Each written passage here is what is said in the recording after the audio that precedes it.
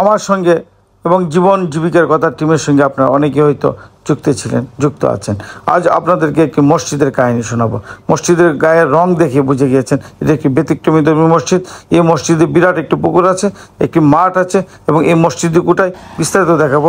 নিশ্চয়ই আপনাদের এই সময়টুকু কাজে লাগবে, মনে থাকবে। আপনারা হয়তো বুঝতে পারছেন যে গোলাপি একটি মসজিদ, এটি ঐতিহাসিক এবং প্রাচীন একটি মসজিদ। সেই মসজিদের আদ্যপাত্র নিয়ে আপনাদের সঙ্গে কথা বলবো। আর এই মসজিদটা হচ্ছে ব্রাহ্মণবাড়িয়া বিজয়নগর উপজেলার ছতুলপুরে গ্রামে এই মসজিদটা। এই মসজিদটুকু নিয়ে আপনাদের সঙ্গে বিস্তারিত কথা বলবো। আসুন আমরা ভিতরে যাই। মসজিদটা এত নান্দনিক, এত সুন্দর করে করা। এই মসজিদটা করার উদ্দেশ্য কি ছিল এবং কত আগে মসজিদটা নির্মাণ করা হয়েছিল এবং পুনঃসংস্কার হয়েছে কিনা সবগুলো আপনাদেরকে একটু তুলে ধরবো। আসুন আমার সঙ্গে থাকবেন আশা করছি। এই মসজিদটির সামনে বিরাট একটি মাঠ রয়েছে আর এই মাঠেই ঈদের জামাত হয়। আপনারা বাঁশ টানানো দেখে বুঝে গিয়েছেন। আমি ঈদের 2 দিন পরে ওখানে গিয়েছি এই মসজিদটা দেখতে এবং মসজিদের গায়ের রং দেখে আমার কাছে মনে হলো সম্পূর্ণ একটি ব্যতিক্রম ধরনের একটি মসজিদ। মসজিদের ভিতরে কারুকাজ দেখে আরও তো আমি আশ্চর্য হলাম। এত আগের মসজিদ, এত পুরাতন একটি মসজিদ, এত সুন্দর কারুকাজ কিভাবে করা সম্ভব। আমি হুজুরের সঙ্গে কথা বলবো, স্থানীয় হুজুরের সঙ্গে। হুজুরকে পেয়েছি এবং উনি এই মসজিদটি রক্ষণাবেক্ষণের দায়িত্বে আছেন, সার্বক্ষণিক মসজিদের খেদমতে থাকেন। ওনার সঙ্গে একটুখানি কথা বলবো। আসসালামু আলাইকুম, আপনি ভালো আছেন? আলহামদুলিল্লাহ ভালো। আপনি ভালো আছেন? আসসালামু আলাইকুম। চৌধুরী বাড়ির আমাদের পূর্বপুরুষরা এই মসজিদগুলো নির্মাণ করে গেছে। হ্যাঁ, আমাদের পূর্বপুরুষরা এই মসজিদ নির্মাণ করে গেছে। তারপর জন্ম আমাদের বাপ চাচা গেছে, আমরাও যাইতেছি। আমাদের দায়িত্ব এটা আছে, আমরা এটার হেফাজতে আছি। হ্যাঁ, মসজিদটা কতদিনের পুরাতন একটা মসজিদ? পুরাতন, এটা অনুমান আমরা 200 বছর অনুমান পুরাতন মসজিদ। নির্দিষ্ট সনটা কেউ বলতে পারবে না? না, এই নির্দিষ্ট সনটা হ্যাঁ কেউ বলতে পারতো না, পারতেছে না। এটা আমাদের ওই পূর্বপুরুষরা তো এই যে দাদা আপনার জন্ম পর থেকে দেখতেছেন এমন একটা মসজিদ। হ্যাঁ, আমাদের জন্মের পরে তো এই মসজিদে আগের ওই তৈরি করা, এটা দেখতেছি। আর তারপর আমরা যারা আছি বাড়িওয়ালা, এখন যে প্রজন্ম আছে, নতুন প্রজন্ম। এই মসজিদের ঠিকানাটা কি বলে? এটা চৌধুরী বাড়ি। এটা কি এটা মানে পুরো পাড়া মহল্লা মিলে এটা কি রক্ষণাবেক্ষণ করেন? চৌধুরী বাড়ির যারা আছে আর রক্ষণাবেক্ষণ আছে। এটা আর কি কোন পুনঃসংস্কার করা হয়েছে না এমনই ছিল? এটা না না, ওই যে মুরব্বীরা ওই এগুলা কাজ তৈরি করে গেছে। তারপর এটা আমরা বছর বছর রং টং দেওয়া এই ধরনের ইয়াতে আছি। এই মসজিদে কি ঈদগাহ জামাত হয়? এই মসজিদে আমাদের সারা চতুর্পুর মানে 3 গ্রামের ঈদগাহ মাঠ এটা। হ্যাঁ, মানে পুরা গ্রাম হয়ে এই জায়গাটুকু কি পুরোটা মসজিদ? মসজিদের আন্ডারে পুকুর নিয়ে। হ্যাঁ, ওইটা হচ্ছে আমাদের গরুস্থান। আমাদের বাড়ির মুরব্বীরা ওই আলাদা করে ওই মোড়াটা তৈরি করে দিয়ে গেছে, হ্যাঁ, গরুস্থানের লাগে। তা আমরা বাড়ির গরু দিতেছে আর অন্যরা যে পাশ লাইলে আছে অন্যরা দেখ। এখানে কি মাদ্রাসা আছে নাকি শুধু মসজিদ? এটা একটা উজুখানা আমরা তৈরি করছি। হ্যাঁ, উপরে ইমাম সাহেব থাকে দোতলার উপরে, আর নিচে ওযু করা হইতেছে। এই মসজিদে কি লোকজনের মানে দান বাক্স বা? হ্যাঁ হ্যাঁ, আছে অনুদান এই প্রায় লোক দিতেছে। হ্যাঁ, এখানে কি মানে জুম্মার নামাজ হয়? জুম্মার নামাজ হয়, 5 ওয়াক্ত নামাজ হয়। এটা তো জামে মসজিদ। এটা একটাই নাকি আরো আছে চতুর্পুরে? না, চতুর্পুরের মধ্যে এটাই আমাদের পূর্বপুরুষের। ওই সময় সারা গ্রামের লোক এটা তাইসা নামাজ পড়তো। এখন বিভিন্ন হানে মসজিদ হয়ে গেছে। বিজয়নগরের মধ্যে উপজেলার মধ্যে এই মসজিদের সুন্দর, সবচেয়ে সুন্দর যে একটু গম্বুজ টম্বুজ দিয়ে করা। আচ্ছা, ধন্যবাদ আপনাকে। আপনার মূল্যবান সময় নষ্ট করবেন। আসসালামু আলাইকুম।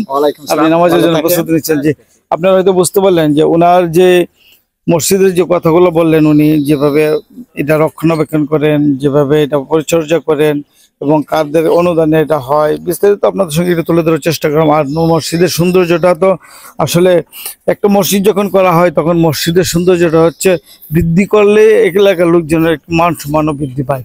কারণ এখানে জায়গাটা অনেক বড় একটা জায়গা। এখানে সামনে একটা পুকুর আছে, একটা মাঠ আছে, তারপর হচ্ছে একটা মসজিদ আছে।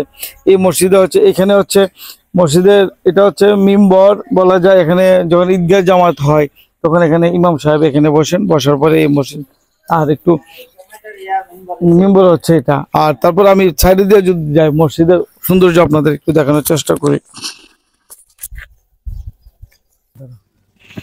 এর গায়ের রং এত চমৎকার করে, অর্থাৎ এটা হচ্ছে গোলাপি রং করা। আর এর চার কোনায় চারটি বড় বড় পিলার দেওয়া আছে এবং চারটি পিলার মনে হচ্ছে যেন এই মসজিদটাকে আগড়ে ধরে আছে। আর এর পিছন থেকে যদি যাই, মসজিদের পশ্চিমের যে অংশটুকু, সে অংশটুকু আপনাদের দেখাচ্ছি। মসজিদের উপরে গম্বুজের পাশে কিন্তু ছোট ছোট করে পিলার দেওয়া বসানো আছে। আর মসজিদের চার কোনায় যে পিলারগুলা, এই পিলারগুলোর সৌন্দর্য কিন্তু আরো চমৎকার এবং নকশা করে দেওয়া আছে। এবং মসজিদের চারপাশেই কিন্তু জায়গা খালি আছে, অর্থাৎ অন্যান্য মসজিদে হয়তো দেখা যায় যে এক পাশ দিয়ে মসজিদটাকে পরে আছে, বাকি সামনের দিকে হয়তো জায়গা করা, কিন্তু এই মসজিদটা চতুর্দিক দিয়েই জায়গা খালি আছে, খালি জায়গা করে রাখা আছে। আর এটা হচ্ছে ভিতরের অংশ। এই ভিতরের অংশ আপনারা দেখতে পাচ্ছেন। এখন জুম্মার নামাজ শুরু হবে। জুম্মার নামাজ শুরু হওয়ার আগ মুহূর্তে মসজিদে যত পরিষ্কার পরিচ্ছন্ন কাজ চলছে এবং ফ্যান ট্যানগুলো চালানো হয়েছে এবং নিজে মোজাগুলা পাথরগুলা যেন শুকিয়ে যায় মোছা হয়েছে, এবং মুসল্লিরা হয়তো অল্প কিছুক্ষণের মধ্যেই সবাই এক এক করে আসবেন। এই জন্যই হয়তো আমার সৌভাগ্য যদি হয় আমি এই মসজিদে নামাজ পড়বো, এমনটি হচ্ছে এখানকার আমার ওয়াদা। এখানে মসজিদের এরিয়াটা খুব একটা বড় না। মসজিদটা হচ্ছে এখানে 3টা কাতার করা সম্ভব। 3 কাতারে, প্রতিটা কাতারে আমার ধারণা 30 জন করে নেয় না, প্রতিটা কাতারে 30 জন, হয়তো 100 জনের একসাথে নামাজ পড়তে পারবে এখানে। আর আর বারান্দা আছে, একটু পিছনে যদি যান, বারান্দা আছে। বারান্দার মধ্যে আছে 2টা কাতার হবে, দিকে দিকে ধরো, বারান্দার মধ্যে 2টা কাতার হবে। এই মোট 5টা কাতার আর কি মসজিদে। আর যদি বেশি হয় লোকজন, তাহলে হয়তো মাঠে পড়ার সুযোগ আছে, সেই সুযোগটা হয়তো ওনারা নেন। আর এই মসজিদটা আপনারা দেখতে পাচ্ছেন প্রতিটাই মার্বেল পাথর ভিতরের অংশে মোজাক করা, এবং এইখানে বারান্দার অংশটুকু মোজাক দিয়ে তৈরি। আর এই ছিল হচ্ছে মসজিদের এরিয়া। কতজন একসাথে নামাজ পড়তে পারে? যেটা 100 লোক ভিতরে নামাজ পড়তে পারে, আমি যা ধারণা করেছি তাই। যাই হোক, উপরে 3টা গম্বুজ বিশিষ্ট এই মসজিদটি। এই মসজিদের 3টা গম্বুজই হচ্ছে খুব নান্দনিক ভাবে তৈরি করা, আপনারা হয়তো দেখলেন এবং আপনাদেরকে সঙ্গে শেয়ার করলাম। এই মসজিদ আসলে 200 বছর আগেও যে এত সুন্দর পরিকল্পনা করে এত সুন্দর গম্বুজ করা ছিল, এটা আসলে কত কষ্ট করেছিল তখনকার লোকজন। তখন কিন্তু এত আধুনিক সুযোগ সুবিধা ছিল না এত উপরে করার জন্য। আর এই উপরের কাজটা হয়তো আপনারা দেখতে পাচ্ছেন, উপরের কাজটি দেখা, উপরের কাজটা কিন্তু সৌন্দর্য কাজটি করা, এইভাবে কাজগুলো করা। আমি মসজিদের ফুটেজ যতক্ষণ আমি নেওয়ার চেষ্টা করেছিলাম দূর থেকে, কাছ থেকে এবং বিভিন্ন অ্যাঙ্গেলে, ততক্ষণ কিন্তু মসজিদে আজানের ধ্বনি শুরু হয়ে গেছে, অর্থাৎ এরপর পরেই মুসল্লিরা মসজিদে আসতে শুরু করেছেন। আমি যেমনটি আপনাদেরকে ধারণা দিয়েছিলাম যে মসজিদের ভিতরে হয়তো 100 জন মুসল্লির ধারণ ক্ষমতা আছে এবং বাইরে হয়তো 2টি কাতারে হয়তো আরও 100 জনের মতো হয়তো বসতে পারবে। আর বাইরে বেশি যদি মুসল্লি হয় তাহলে হয়তো মাঠের মধ্যে নামাজ পড়ার সুযোগ থাকবে ছাটাই বিছানো করে। আর আমার ধারণাটা আসলে সত্যি হলো, এমনটি হয়তো আমি দেখতে পেলাম। যাই হোক, এই ছিল মসজিদের আদ্যপাত্য।